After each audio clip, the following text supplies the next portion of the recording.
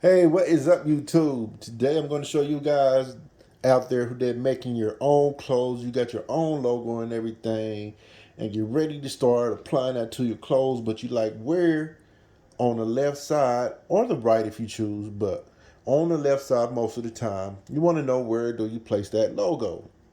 Well, I'm gonna tell you how. It's an easy solution. Now you can go buy one of them stencils they have that measure it out for you.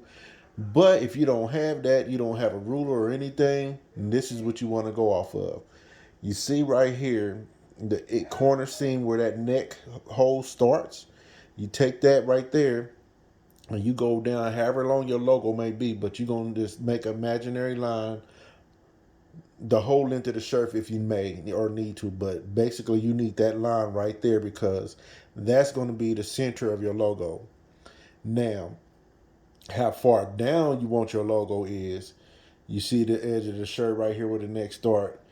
You take your hand and basically, if you want to measure it, it's like 3.5 inches, or basically a hand's length, or maybe 3 fingers. But the point is 3.5 inches. So with that being said, you put your logo 3.5 inches down. You center it to that line, and that's where I'm going to want my logo to start.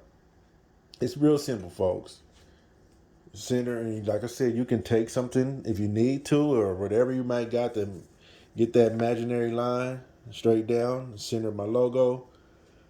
4 fingers. I'm just gonna use my whole hand, and that's where the top edge of my logo starts.